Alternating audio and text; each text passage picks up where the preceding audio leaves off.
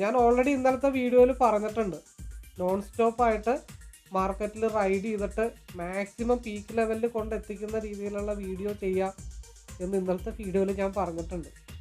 അപ്പോൾ ഒരു high volume generate ചെയ്താൽ മാർക്കറ്റ് പറന്നായിരിക്കും 311 പോണേ. അതാണ് പറഞ്ഞത്, ഹൈ വോളിയത്തിലായിരിക്കും മാർക്കറ്റ് മൂവ് ചെയ്യുന്നത് സിംഗിൾ ക്യാൻഡിലിൽ.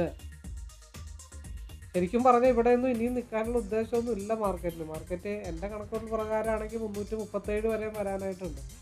അപ്പോൾ മാർക്കറ്റ് 337 ആയിട്ടുണ്ട്. ഞാൻ പിയിൽ രണ്ടാമതൊരെണ്ണം എടുത്ത് ആവറേജിങ്ങിന് വേണ്ടി ഹോൾഡ് ചെയ്യുന്നുണ്ട്. വരുന്ന അതേ സ്പീഡിൽ തിരിച്ചു പോയിക്കൂടാകില്ല, കാരണം ഷോർട്ട് ടേം ട്രേഡിംഗ് ആണ്. അപ്പോൾ ഈ ഒരു RSI ക്രോസ് ഓവറിന് വെച്ചിട്ട് എങ്ങനെയാണ് ഒരു ലോങ് ഹോൾഡ് ചെയ്യുന്നതെന്ന് ഈ ഒരു വീഡിയോയിലൂടെ ഞാൻ മാക്സിമം കാണിക്കാനായിട്ട് ശ്രമിക്കാം.